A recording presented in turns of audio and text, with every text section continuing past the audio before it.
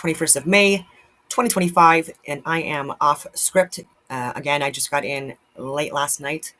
I did about a week-long trip.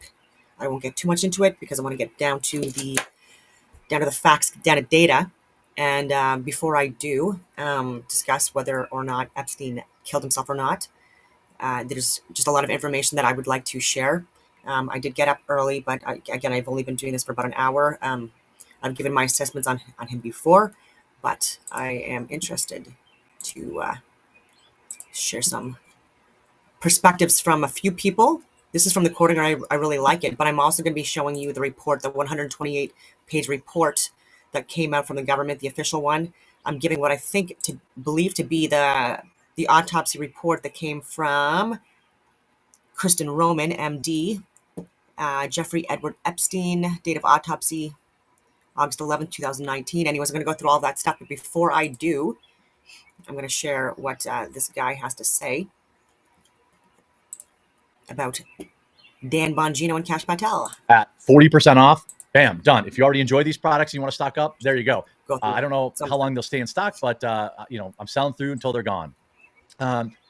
So Jeffrey's brother slams Trump administration for the verdict on his life and shares his new evidence that it, in fact, was not at his own hands. Jeffrey's brother has eviscerated Trump's FBI director, Kash Patel, for stating that the disgraced financier's passing was of his own hand. Despite that being the official ruling, the Creepazoid's younger brother, Mark, told the Daily Mail that Patel, quote, wasn't there. He never saw the body. He didn't see the autopsy. He has no idea what the F he's talking about. I mean, that's a pretty bold statement. Look, watching these two humiliate themselves on TV, it looked like a humiliation ritual to me. I'm just being honest. I've always liked Kash. I've always liked Dan. Maybe they somebody who's holding them against their will. I don't know. It did not look normal. They did not look confident. They did not look like the normal people that I am used to seeing. It would be a lot easier for me to say if I had thought he took his own life, but there's a long list of things that point away from it. He added, the row comes after Kash Patel and FBI Deputy Director Dan Bongino upset conspiracy theorists on Sunday by giving their verdict on his passing back in 2019. They sat down with Bartolato and basically, again, looked like they were in a hostage video. Patel said that everyone has a right to their opinion. Two guys that for the past several years have told their entire following. Now, obviously, Dan has a bigger following than Kash Patel. But, I mean, I spoke with yesterday on my live show, by the way, every day, 2 p.m. Eastern on Rumble, with two people that talked directly to Kash and confirmed that Kash absolutely had refuted the Jeffrey story. Okay? He had, as someone who had worked as a public defender, as a prosecutor who's been in the prison system, blah, blah, blah, he took his own life. Bongino said, I've seen the whole file. He did it. Now, again, I would say, and he could probably still save it today, if this file really does, clear up all the questions that people had, all the questions that people had, if it cleared it up, that's cool. Then just share it. You can't hide behind, Jelaine has her appeal. No, don't care. If you want me to ever believe you again, what you told us, Dan and Kash, is that you looked in this file and everything had an answer. The reason the guards were asleep, the reason the camera was gone, the reason his celly was moved, the reason that his medical injuries are not consistent with what he did, the reason that people like Steven Crowder reenacted it and proved to me that it was impossible to happen the way they said it had happened. His brother counts himself among the many who believe that Kash Patel and Bongino are wrong and that his brother actually did not take his own life. His reasoning is multiple, including having personally bought and tested a bedsheet similar to the one supposedly used by Jeffrey in the correctional center. He was allegedly found using that bedsheet, hanging an inch off the floor, his feet extended in front of him while he waited for trial. However, Mark claims that through his own testing, using weight similar to his brother's own body weight, that he had found that the bedsheet could never have supported his body. I don't think the sheet could have held his weight. It would have torn, he claimed. Mark also claimed an explanation for his brother's passing given by then Attorney General Bill Barr as asinine and ludicrous, pointing to issues with security cameras in the Metropolitan Correction Center. 2 cameras trained on a cell were not properly working, he added. What a coincidence. So Bill Barr came out and said he personally viewed the video and no one went in or out of the tier where he was housed. When I heard that, I said, this is a cover-up. There are 6 levels of security in that prison before you even get to that tier, he claimed. But there were 11 or 12 inmates on the tier. They would have not had to go in or out of that tier to take somebody's life. supposedly cell doors were left locked. There's your answer. Somebody could have gone into his cell and taken his life. Certainly possible. Certainly possible. It's at least as possible as, the likelihood that he had some super strong cheat. Now, it's one thing to have somebody go in there and take his life. It's another thing to like leave the door open and let nature take its course, kind of thing. I don't know. Mark added that the initial certificate, the cause of the recording, is pending further study, but then quickly was changed to self-termination. If you ask any pathologist, it takes weeks before you get an answer. What further study was done in those few days that led to that determination? Mark also claimed that his brother was clean shaven in the autopsy photos. Shavings happened on Fridays at the prison, and Jeffrey was found on Saturday morning. But he was hairy, Mark said. He would have had more stubble, and if he had been passed away for 2 hours when found as reported. Mark alleges he at least would have had to have passed hours earlier. Mark also claims that there was no lividity, which is skin discoloration that occurs due to the settling of blood after passing on his legs or rear end. Instead, he says it was only present on his upper back. That's startling. The blood would not have traveled to his back, he said. Mark believes his brother obviously didn't do what they say he did, what he knew and what he had on people. In the 2016 election, I asked him casually who he thought would win. Mark recalled of his brother. He said, I don't know, but what I knew about both candidates, they'd have to cancel the election. He didn't tell me what he knew, but that's what he said. President Trump had shared his own skepticism about the ruling over the past several years. Before taking office, he promised to release all the documents relating to the investigation of the billionaire. And look, fair is fair. Maybe all those documents were destroyed long before Trump ever took office. That's entirely possible. Maybe all those documents were destroyed before Dan Bongino and Cash Patel ever took office. But that is not what Dan and Cash said. Dan and Cash stared into the camera and said, you're crazy if you think that you shouldn't trust us. And they gave no evidence. Attorney General Pam Bondi made good on the promise the following month, dropping what she called phase one. She didn't make good on anything. She released a bunch of files we already had. However, there are no bombshells in the first wave of documents, which included previously public flight logs and contact lists. Exactly. It was already public. The contact list showed heavily redacted information for dozens of Hollywood politicians, fashion elites that had purportedly been compiled by Jeffrey and his longtime Madam Ghislaine Maxwell. Names that weren't redacted included Mick Jagger, Michael Jackson, Alec Baldwin, Andrew Cuomo, Naomi Campbell, and Courtney Love. Both Harvey and Bob Weinstein, the late Senator Ted Kennedy, actor Ralph Fiennes, Alan Dershowitz, John Kerry, Dustin Hoffman, Donald Trump's late first wife, Ivana, and their daughter, Ivanka, were also included. The president himself was not listed. I mean, look, we've now completely consumed the black pill. We're never getting anything. The fact that his brother comes out, who's done a bunch of research and says, yo, there's just no way this happened, shared new evidence saying, hey, this is where the blood settled, all this kind of stuff. If there is an explanation for that, then... Okay, that was good. That was one perspective from the quartering. And then I'm just going to show a couple of articles here. This was an earlier one. I wanted to go with earlier reports because he's showing an updated one. Jeffrey Epstein's brother lists the evidence he claims feds are covering up about Epstein's death. This was January 9th, 2024, so a little over a year ago. Despite being the most high-profile prisoner in the U.S., Jeffrey Epstein was found dead in federal custody at the Metropolitan Correctional Center in New York on August 10th, 2019. The financier awaiting trial on charges of sex trafficking underage girls was found in his cell just after 6:30 a.m., having apparently used a length of orange bedsheet tied to the cell's bunk bed to hang himself. Throughout the previous night, cameras in the secure housing unit where Epstein was being held weren't recording. Prison guards slept, and Epstein was left without a cellmate despite prison psychologists' direct orders. Bill Barr, as he was saying, later called the situation a perfect storm of screw-ups. So this 128-page report they're talking about, I'm going to get to it, don't worry. And I'm going to read a lot of it, so bear with me. I want to be thorough. And there appears to have been no investigation once it was ruled a suicide. They saw no reason to dig deeper. It sounds like a cover-up. Why can't I find his pre-hospital care report, and why can't I get the 911 call? The following is a compilation of publicly available information about Epstein's death, as well as findings from Mark's 4-year investigation. 2 medical examiners were present for Epstein's autopsy, Dr. Kristen Roman and Dr. Michael Baden. The latter was sent by Mark to independently oversee the procedure. They agreed to list the manner of death as pending, saying further investigation was required. And then this was later overruled by the chief medical examiner, Barbara Sampson, who changed it to suicide. Sampson said she had seen additional evidence, but has never said what the evidence was. Baden said Epstein had 2 breaks on each side of his thyroid cartilage near his Adam's apple, and one above it on the left side of his hyoid bone, which were extremely unusual in suicide hangings and could occur much more commonly in homicidal strangulation.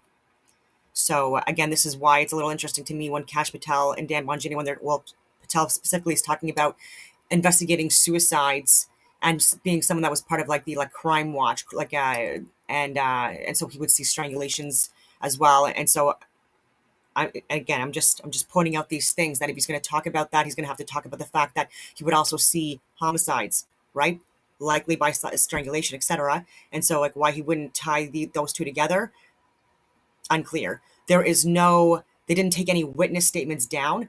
They're probably going to get into this, but just from my own memory now, the guards, the first responders, the paramedics that responded to Epstein, there were no reports taken at all, and again, no photos of him where when he in the position that he allegedly died in. His buttocks was approximately 1 inch to or 1.5 inches from the floor. That's strange to me that it would be that low. And then again, what, like his feet, he was a tall guy, and so like where were his feet in this, where were his legs? And so because he could still have support from that if he was stretched out, there's just so much that like were they bent, there's just obviously not, no, because of his buttocks. So clearly there's just a lot of questions, and again, they don't have this information. And so what information do they have? Again, this is just like we need full transparency. And if they do have information, why are we not receiving it? Since we received everything else anyways. Like this would be like the smoking gun, whatever you want to call it. This would be like, okay, this is irrefutable evidence that it's suicide. Don't make it seem like so mysterious, like you don't know what I've seen. You don't know what, come on. Over that. Respectfully. And so the Department of Justice investigation into Epstein's death says he was found suspended from the top bunk in a near-seated position with his there you go. So with his buttocks approximately 1 inch to 1.5 off the floor and his legs in front of him. Okay, so that's weird to me. This means most of his body weight was hanging on the ligature around his neck. I don't, the guard who found, again, I'm not the expert in this. I'm just giving things in my head that it's just weird. And why would they not have a photo of that? There's just so much.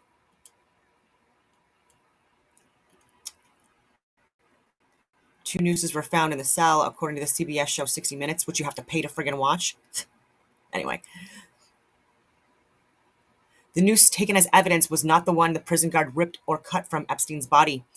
The submitted and photographed noose was a whole piece of cloth with a hebbed edge and no staining or fluids, despite allegedly being around Epstein's neck when he died. In photos of Epstein's cell, his sleep apnea machine can be seen, which Mark points out as an electrical cord that would have been easier to use to hang himself than a sheet. Emergency medical technicians who attended the scene were not interviewed, which is standard protocol in such cases. Especially in high-profile cases, EMTs and hospital staff are interviewed by police, but in this case, none were. In addition, a pre-hospital care report for Epstein can't be found, according to hospital staff. The autopsy showed Epstein was dead for at least 2 hours before he was found, and possibly up to 6 hours.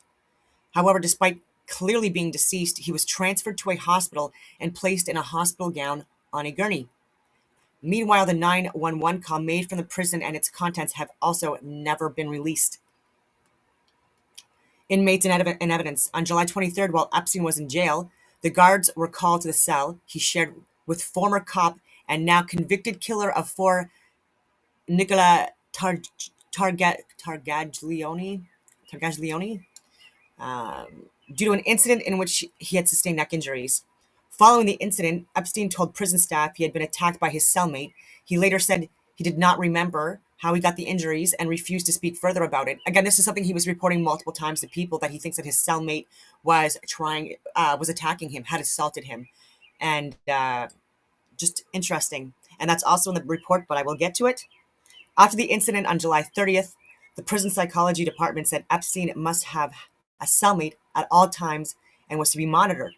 The new cellmate, Ephraim Stone Reyes, was assigned but transferred out of MCC to another facility less than 24 hours before Epstein's death. Race told his family Epstein seemed depressed and didn't want to live anymore, according to the New York Daily News, which also quoted another inmate who said Epstein was saying he's going to kill himself because the government is trying to kill him anyways. Video evidence from the night of Epstein's death was limited. What we know about the Jeffrey Epstein list of 170 associates. On Wednesday, documents were released naming 170 associates of accused sex trafficker Jeffrey Epstein. The list included Michael Jackson, magician David Copperfield, Stephen Hawking, former Israeli Prime Minister Ehud Barak, and former President Bill Clinton, who an Epstein victim said likes them young, referring to girls. Disgraced royal Prince Andrew, a known friend of Epstein, was named in the documents and was previously sued by Epstein's accuser, Virginia Griff, who is dead now. Suspicious. Weird. I'm just saying, interesting. Who accused Andrew of sexual misconduct towards her. According to one royal family expert, the firm will stand beside the Duke of York no matter what. Epstein, I think they later retracted that, but anyway, Epstein's former attorney and friend Alan Dershowitz defended the late multimillionaire sex offender associates, saying none of us knew about his private life that he kept so secret. This guy, Epstein, he was in jail for prostitution before, and so anyway, like yeah, like actually convicted, charged, went to jail for it. So like you guys don't do background checks anyway. Dershowitz, who is also on the list and who I've also mentioned in videos before, added that no one should be automatically convicted in the court of public opinion simply for showing up in the court documents. That's fair. If it's financial crimes, if it's blackmail, whatever. There, I get with people like over the age of 18 or whatever the friggin' limit is for whatever country they're coming from. Obviously, there's people from all over the world that are part of this part of these lists. Excuse me. So I've been out of the game for a little bit. Gotta brush up. Anyways, so Epstein's brother, Mark Epstein, told the Post that the ex-business mogul said he could have upended the 2016 election over what he knew about both Donald Trump and Hillary Clinton. Here's a direct quote. If I said what I know about both candidates, they'd have to cancel the election. That's what that's what Jeffrey told me in 2016. Only some of the 170 names and the relationships to Epstein have been released. The remainder of the documents will likely become public record throughout the next week. Again, we just keep hearing this. According to the Department of Justice investigation, recorded video evidence for August 9th and 10th for the SHU area where Epstein was housed was only available from one prison security camera due to a malfunction of MCC New York's digital video recorder system. However, it also notes that between approximately 10:40 p.m. on August 9th and about 6:30 a.m. on August 10th, no one was seen entering Epstein's cell tier from the SHU common area. Despite Freedom of Information Act requests being filed, the footage from the working camera, particularly showing when Epstein's body was removed from the tier in the morning, has never been released to the public. Sleeping guards. Prison guards Tova Noel and Michael Thomas were stationed 15 feet from Epstein's cell. However, they fell asleep and did not check on prisoners in the secure housing unit at all on August 9th, the night Epstein died. Also, they later admitted to falsifying records that said they had completed the checks. They actually falsified logbooks, ladies and gentlemen, to make it look like they were doing their job. So again, is this criminal negligence? Is this intentional? Is this, anyway, just negligence? I don't know. Is this common? Both were federally indicted, but struck a deal whereby, in exchange for admitting their guilt and cooperating with the federal probe into Epstein's death, the charges were dropped. Neither has ever spoken publicly about Epstein or what happened that night. Weird. Well, I mean, there's probably like NDAs possibly signed. The indictment against and they might be able to speak in a few years, right? Like there is a limit to how long these can be valid for, etc. Okay, so They had a hearing which was coming up a few days after his death to appeal the bail restrictions. Why would Jeffrey kill himself a few days before that hearing? Because if he got bail, he'd be out of jail, awaiting trial in his house with an ankle monitor, he told investigative journalist Declan Hill on his Crime Waves podcast. Why kill yourself then? If bail was denied again, then I could understand it. Believe me, it would have been easier if the pathologists had come out and said it looks like a suicide. Then I could put this whole issue behind me, he added. Okay, so that's from 2014, as mentioned. I'll go into the report.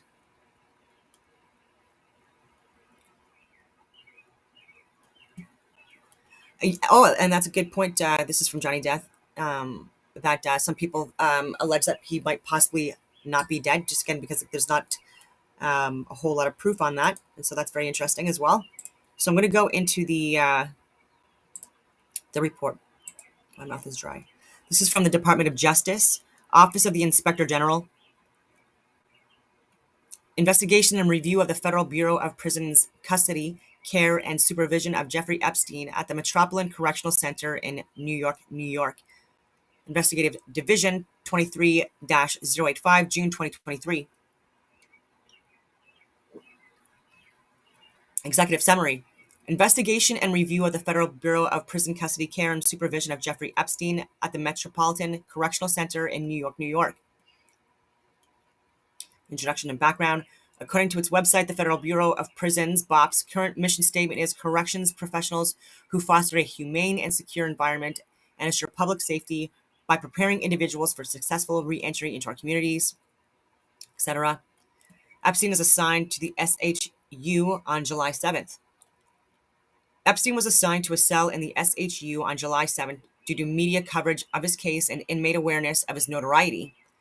SHU inmates are securely separated from general population inmates and kept locked in their cells for approximately 23 hours a day.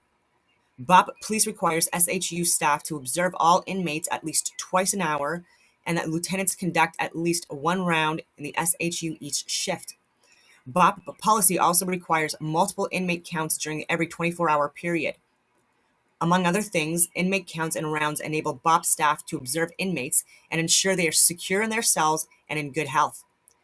Further to eliminate safety hazards, MCC New York requires SHU staff to search SHU common areas and at least 5 cells daily and to search the entire SHU every week. On July 18th, the court refused to set bail for Epstein and ordered him detained pending trial on the criminal charges. Incident involving Epstein on July 23rd. While in MCC New York, Epstein was screened on numerous occasions by psychological staff, including a formal suicide assessment on July 9th. In the evaluations, he denied having thoughts or a history of attempted suicide. So again, this was within a couple of days of going in. There's like an in-clearing process, and throughout that, there would be a wave of examinations and testing that would be done, including even blood work, etc., and psychological screening. And it's saying here that he was saying that he was not suicidal, so just interesting. And so psychological staff determined Epstein did not meet the criteria for a psychological diagnosis. On July 23rd at 1:27 a.m., again with a 127 or the 0127, it's just weird that it's in there. Anyway, correctional officers, COs, responded to Epstein's SHU cell where they found Epstein with an orange cloth around his neck. Epstein's cellmate told officers Epstein tried to hang himself. So, and then we'll get back to that. Epstein's cellmate. So did he have one? Did he not? Anyway. Medical staff examined Epstein, observed friction marks and superficial reddening around his neck and on his knee, and placed him on suicide watch. BOP policy requires that inmates identified as suicide risks be placed on suicide watch until no longer at imminent risk. The BOP uses a less restrictive monitoring form, psychological observation for inmates who are stabilizing but not yet ready to return to a housing unit. Epstein was removed from suicide watch on July 24th, but remained under psychological observation until July 30th. Epstein first told MCC New York staff he thought his cellmate had tried to kill him, but later said he did not know what occurred and did not want to talk about how he had sustained his injuries. So again, he's already saying that he thinks it was his room. Anyway, Epstein also later asked if he could be housed with the same cellmate.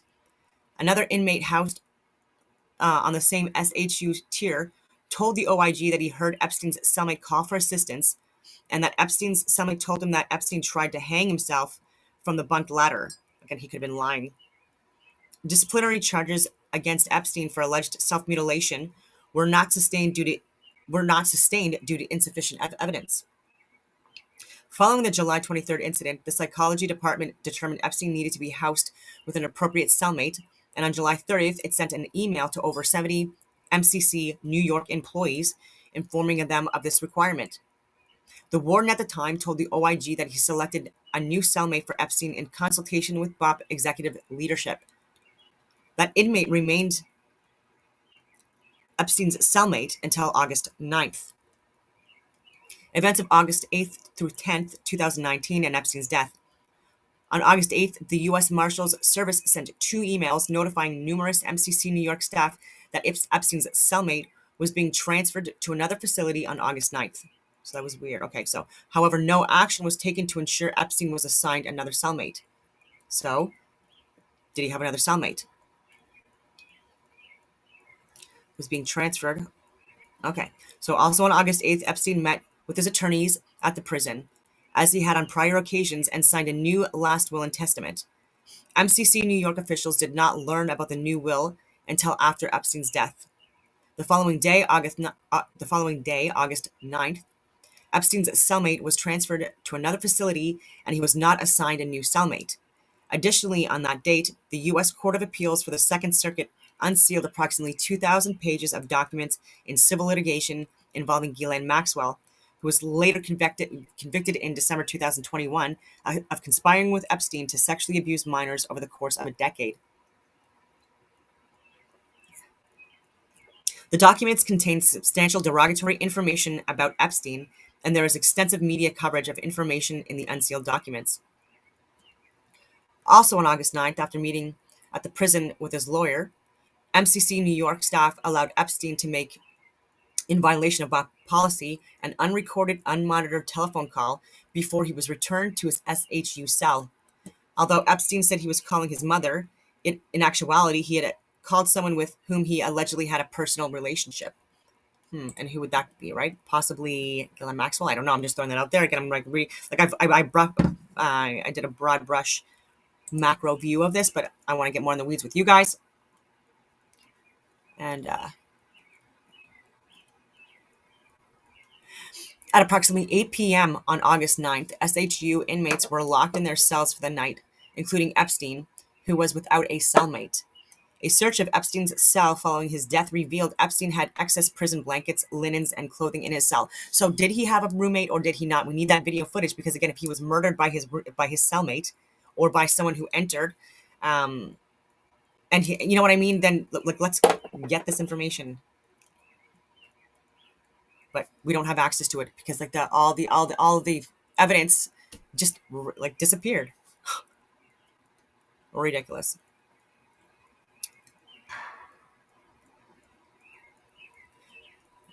A search of Epstein's cell following his death revealed Epstein had excess prison blankets, linen, and clothing in his cell, and that some had been ripped to create nooses. Only one SHU cell search was documented on August 9th, and it was not of Epstein's cell. Interesting.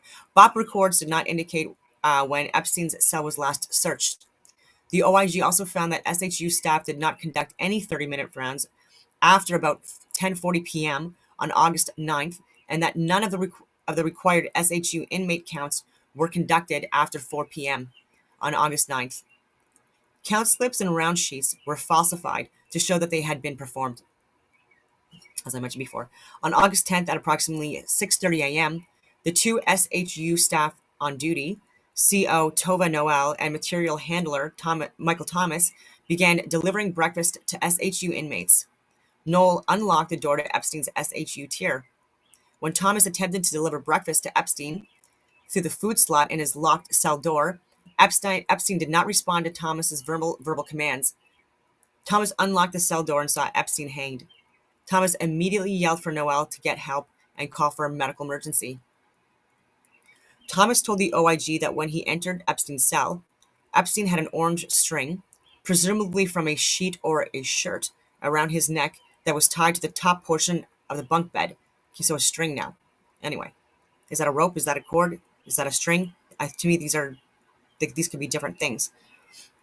Epstein was suspended from the top bunk in a near seated position, with his buttocks approximately 1 inch to 1.5 off the floor.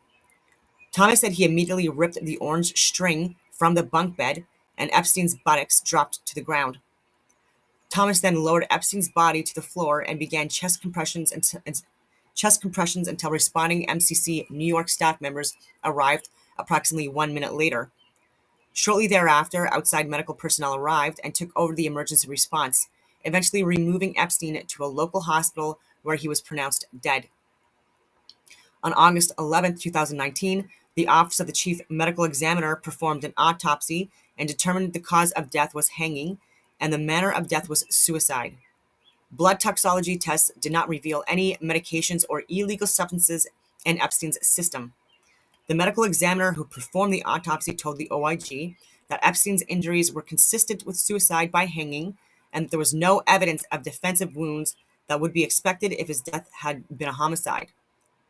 Epstein did not have marks on his hands, broken fingernails, or debris under them, contusions to his knuckles that would have evidenced a fight, or other than an abrasion on his arm likely due to convulsing from hanging, bruising to his body. Okay, so I'm going to stop there. And I'm going to get into the report. One that was, where is it here?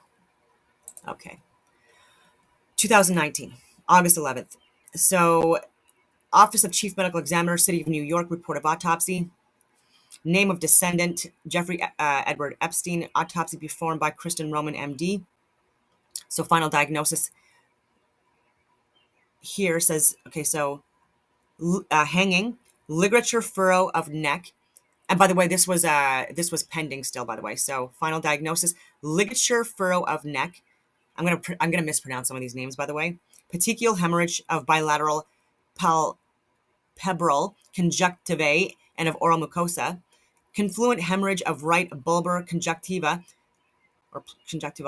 Plethora of face and head with petechial hemorrhage of face. Oh my goodness. Fractures of bilateral thyroid cartilage cornuae and left hyoid cornua with accompanying soft tissue hemorrhages. See anthropology report. Resuscitation attempted. Abrasions of mouth. Anterior parasternal rib fractures. Hepatic lacerations with thin hemoperitoneum. So only rib fractures, but anyways, that's weird. Subcutaneous contusions of wrists. Subcutaneous hemorrhage of left deltoid muscle. Hypertensive and atherosclerotic cardiovascular disease, cardiac hypertrophy, left ventricle hypertrophy, renal arteriolar sclerosis, slight coronary atherosclerosis, slight to moderate aortic atherosclerosis, cervical lymphadenopathy, that's weird, remote fracture of right first rib, remote appendectomy, date and indication unknown. See toxicology report, see neuropathology report. So I just wanted to share that because that's just very interesting to me, and still says that do not believe that he committed suicide. I just want to share something else here from the other Epstein's brother. Bear with me. Here we go. This is Epstein evidence points to homicide over suicide. Dr. Baden says after autopsy investigation. This was October 30th, 2019, so 5 years, so almost 6 years ago. Oh my God. It has been nearly 3 months since the death of American financier and alleged sex trafficker Jeffrey Epstein. His death ruled a suicide here in New York back in August. Our next guest was tapped by Epstein's team to observe the autopsy and is here to reveal the findings from his investigation. All right, joining us right now, former New York City medical examiner, Dr. Michael Baden. He's a forensic pathologist, Fox News contributor, and joins us right now for an exclusive interview. Dr. Baden, thanks for being here. Hey, good morning. Good morning. When did you realize that the Epstein family needed help? Well, I was asked by the brother, the next of kin, to be at the autopsy. And at the autopsy on day one, there were findings that were unusual for suicidal hanging and more consistent with ligature homicidal strangulation, which included And it was suggested at the time that he committed suicide by doing what? by hanging. At the time, he was found allegedly hanging by a homemade ligature of sheets. Are you saying you don't think it was suicide? I think that the evidence points toward homicide rather than suicide. Why? Because there are multiple 3 fractures in the hyoid bone, the thyroid cartilage, that are very unusual for suicide and more indicative of strangulation, homicidal strangulation. Let's take a look at what the medical examiner stated. After careful review of all the investigative information, including complete autopsy findings, the determination on the death of Epstein is below. Cause, hanging, manner, suicide. You say that his fatal injuries are consistent with homicide? More consistent with homicide. And in fact, at the time of the autopsy, the doctor doing the autopsy didn't think it was enough information to say suicide, so she put it pending further study. And then for some reason, and they want to know, the family wants to know, why was it changed from pending further study to homicide afterwards? So if you're there watching them perform this autopsy, you notice these 3 broken bones, and you believe it would be homicide. So that would mean another person would have gone into his cell, strangled him. Did he have any signs of trying to fight back? Well, they took fingernail clippings to see if there's anybody else's DNA on it, and that hasn't been released. Neither has the information about whose DNA is on the ligature. A ligature was made out of torn strips of orange sheets, and whoever made it had to have a lot of DNA on it, and the brother's been asking that from day one.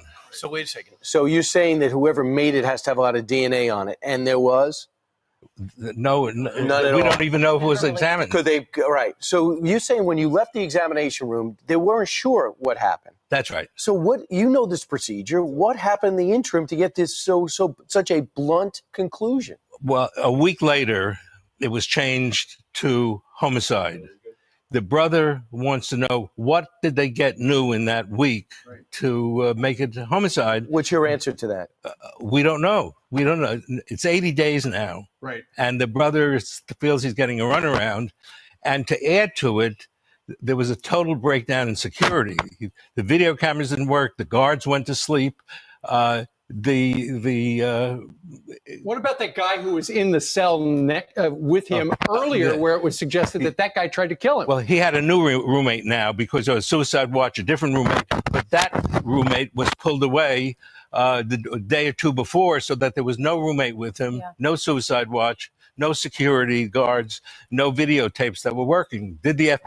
Was the FBI able to get some information from the video? I know that you were hired back in the 70s to do this as your job. You really investigated deaths in prisons after the big riot and all these prisoners died.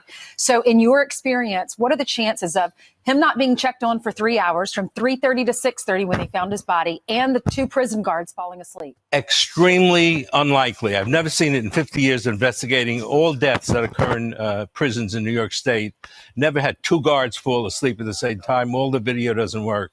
And the issue would be, did somebody come in and cause his death? Well, what about the suggestion you may be biased because you were hired by the family? That's always a situation, except that Governor Rockefeller, after Attica in 71, set up a special board to look into all deaths in prisons in New York State, because the concern that police, medical examiners and guards were biased when the inmates complained that deaths were being covered up. And we have a separate board that looks into all these deaths. Dr. Bond, what I don't understand is if everybody wants the same thing, the truth, the brothers shouldn't be fighting anything. They should be interviewing you and saying, wait, tell me about what you have. Have people investigating this case prior to them ruling it a suicide contacted you? Not at all. None. Do you find that strange? Yes. If the Attorney General is investigating the cause of death, as they're doing the security of this issue, in this issue, somebody should have been investigating everybody who had anything to do with the autopsy. Sure. So if there was a prisoner that went in and strangled him, and the DNA is on that whatever Ligature, he used, the the ligature, ligature. the sheets, the bed sheets, then wouldn't it be easy to track down who that person was? Absolutely. Absolutely. That's the first thing. The medical examiner at the time of the first autopsy did swabs of all the clothing on him for DNA. But who had the ligature? Well, who has Because that information? Why isn't that being released? that's what the brother wants to know. So That's is why that they what asked you're- me to come here. So you're calling on the state to figure out whose DNA is on that? Not the state, unfortunately. This is a federal prison, so the state has not. The FBI usually investigates, would be investigating it, and the brother wants to know: one, did the FBI get a hold of that ligature? And two, it only takes a couple of days to do the DNA. What's the results? Dr. Bodden, I know you're just somebody who looks at a situation, cut and dry. I'm looking at DNA, looking at hard facts. How important in your investigation and conclusion is his mindset prior to suicide, and the fact that he had plans afterwards and that he spent so much time with his lawyers the day before? Yeah, you're absolutely right. The great majority of people commit suicide give warning signs ahead.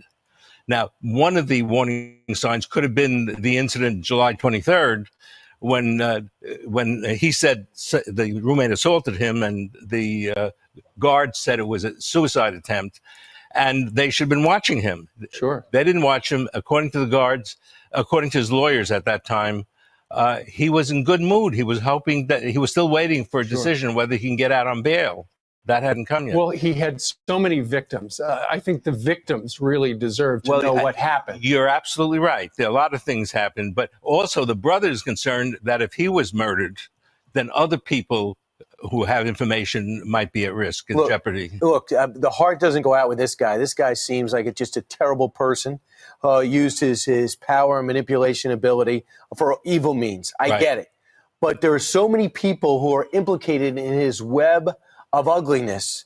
You wonder if this plays a role. The powerful people that his antics affect. I don't even know how many people, I'm going to keep on playing this, but I don't even know how many people know that there were people that were obviously impacted by what Epstein and people were doing, like victims. They sued the FBI because they were covering this up for over 2 decades. And they had direct reports. They had a lot of information, and they were refusing to act on it. And so it's just, even that in itself is something to consider. Who within the FBI was involved in investigating this, reporting on it. Again, like there's just, it's a good organization. So is the CIA, so many other organizations, and there are good people, but there are bad people at the top, right? And not to sound dramatic. And those are the ones that are impacting us, and just like rolling out the scripts and the narratives that the freaking Bilderberg super nationalists are keep on creating. All right, I'm going to keep on playing it. Affected and would have been affected had he lived. You're absolutely right, and that's one of the things that the brother thinks as well. If they think he has information that his life would be in jeopardy. What does the brother tell you? What does he think happened? He thinks he wants to find the answer to it. And he thinks that his brother wasn't the type to commit suicide, but he'd like to get the information that he hasn't been able to get so far. How hard is it to commit suicide in prison? Very easy. But first, in this situation, if he took the sheets and stripped it and would have taken a good half hour or hour to make the ligature, then you can be near dead. Dr. Bodden, though, if the supposition is that it was a homicide, that would mean cops were in on it. Who opened the door, who moved the cameras, all of that stuff. Was it someone on the outside, or was it an inside job? Yeah, Bannon was very prominent. I wanted to bring that up. I'm going to keep on playing this, but I want to share this because it was brought up about George Floyd. So Michael Bannon stated that George Floyd was in good health. His private autopsy, conducted by Dr. Bannon, revealed that Floyd had no pre-existing conditions that contributed to his death. NBC News reported that Bannon said Floyd's coronary arteries were in excellent condition, stating, "I wish I had the same coronary arteries that Mr. Floyd had when he saw the autopsy." That turned out to be a lie. And so is this guy credible? Is this guy credible? And he has been involved again in high-profile, prominent autopsies that people are consistently questioning.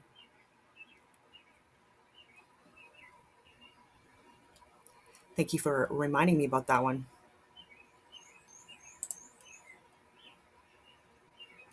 I forget what the video is. Okay, here it is. Oh my God. That's right. That's a terrible allegation. It's why were the two guards asleep? In 50 years of looking at deaths in New York State, and occasionally a guard falls asleep. Never are two guards at the same time. The cell, the camera in the cell watching didn't work. The camera in the hallway to see if anybody came in and out of his cell didn't work. This is bizarre. That his roommate was taken away, so he's all by himself. Suicide watch was taken away. So yeah, the issue you bring up has to be investigated. Doesn't mean that this was a homicide, Right. but certainly it deserves investigation. And the brother's concerned there is no investigation. Have you ever seen anyone that committed suicide and was hanging themselves with those 3 broken bones? No. Hanging does not cause these broken bones, and homicide does. Usually 2 bones, even 3 is a huge amount of pressures was applied. And how different is all this for anyone, let alone a high-profile prison? There were 800 other people in the correction facility, and most of them would have liked him to get their hands on him. 1, because he had sexual things; 2, because to make a name for themselves; 3, because somebody could put him up to it. You're right, though. A number of people had to be involved if this is a homicide. Okay, Dr. Bodden, thank you very much. He just said that the fatal injuries are consistent with homicide, and you've also called on the feds to figure out whose DNA is on that thing that he hung himself with, if he hung himself. Yes, so some fair points made. However, it is corroborated by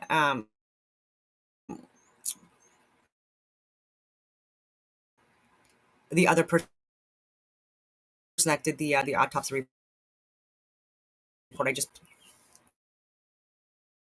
friggin' forgot.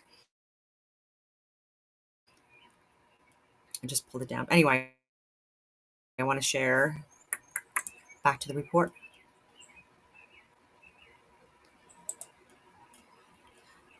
Where is it? That can't be said publicly. These are all things that should be like closed door conversations. But again, like, Congress is captured. My screen just down. I don't even know if you can hear me.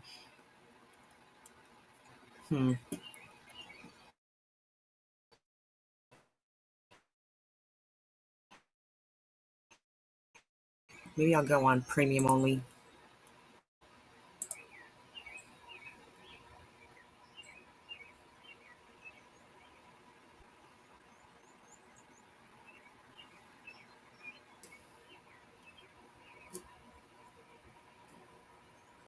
Sorry for this. I'm just going to wait for the internet to kick back in. I'm actually going to refresh.